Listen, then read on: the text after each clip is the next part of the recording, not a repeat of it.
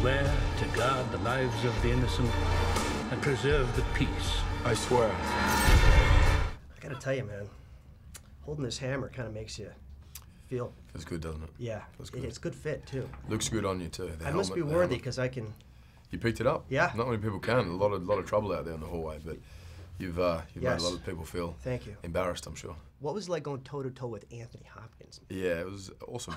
You know, it was rather intimidating to walk into, and, you know, he's one of my favourite actors and a great amount of respect for him. And I got to say, though, getting on set and meeting him, he just puts you at ease. You know, he's just such a great guy, you know, and loves the work, has a great enthusiasm for it, and there's no ego. We had a good time. It was really, really good. One of the best and happiest experiences I've had in many years. I remember, I very, very clearly remember this. I was 14 years old, and my family, we all used to give each other, it was back in the days of VHS, and we'd give each other a video for Christmas, and my sister was given The Remains of the Day, which is a Merchant Ivory film, and I think one of Anthony Hopkins' very greatest performances.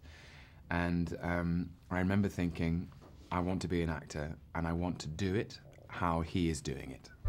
You know, for a crazy homeless person, he's pretty cut. I feel bigger and stronger holding this mallet here. Now, you physically went through a transformation. Did you have an idea in your head what you wanted to look like? I mean, I looked at the comic books and noticed he was huge, you know, and I wasn't going to get that big. But I talked with Ken about it, and he said we want him to be, you know, impressively big, but it's got to be functional. We don't want it sort of to look blocky, like a sort of steroided up sort of, you know, gym. It needed to be that functional strength. So it was just about mixing in the right amount of weights with the right amount of cardio and keeping it flexible. The ladies get a nice beefcake shot of Mr. Thor. What was shooting like that particular day? Oh, fantastic for me. Fantastic. Do you like that? You like the beefy guys? I don't really have a type, but whatever that is, I was totally all about it. But also, the thing is that Chris is my friend, so I also kind of felt sorry for him being like just a sexual object. Your character's extremely physical in this. Yes. I'm just guessing that your wrestling, weird saying that, wrestling background helped you in, I guess, the physicalness of the character. Yeah, it did. You know, because I think in any high school sport, you learn a lot of discipline and you learn how to really, you know, you work hard in a sense, you know? And so when I showed up for this and we started training, I was like, wow, this is tenfold, you know, what I did in high school, but I get it, you know, you just stick with it and you learn how far you can push yourself and that sort of thing. Chris talks about, you know, studying for this part as being almost like a college course. What did you give him? Well, we kept putting him through everything. We knew, of course, the college course bit of it that nobody could do for him was the physical training. I mean, he got himself into magnificent shape. There were a lot of sighs around me when the godlike physique reveals itself when I was watching it first time out. We encouraged him to believe, you know, the character's got to change. We've got to see him change from the moment he arrives in the movie to the moment he leaves, and that's quite a big acting journey, so we need you to read things.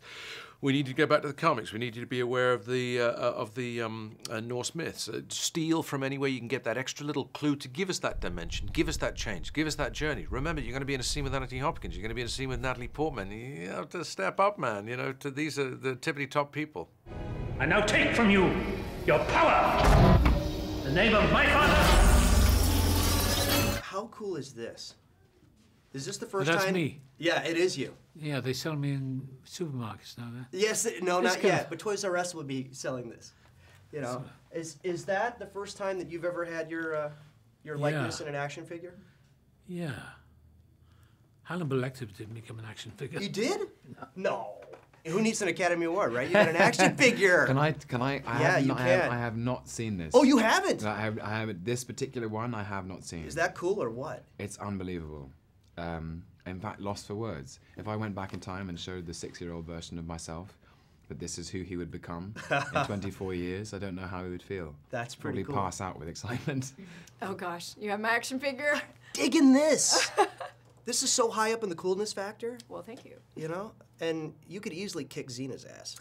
I think so. You know, it took me a lot of bribes. You know, I had to like really bribe everyone at Marvel. I was like, seriously, make an action figure for me. No, really, just do it, okay? It's so funny seeing that because my little brother's like, you have an action figure? I was like, yes, I know. That's weird. How cumbersome were these outfits? Because it looked like it would be tough to move in these things. They were at first. I actually have 2 corsets. I had an underlying corset and then a metal armor corset that went on top, so I couldn't really move from side to side very well.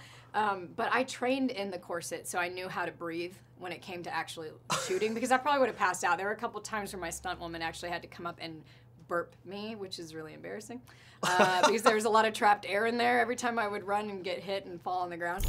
You dare threaten me, Thor, with so puny a weapon? What? He was freaking me out. First time we meet you, you're tasering Thor. I know. What's up? You getting some guff from some of the fanboys and fangirls now? No, and they should know that I tased myself in real life. Get out of here. With that taser. Oh, I'm serious. It was an accident, but it hurt a lot. So if anyone's angry, they can just know that that happened.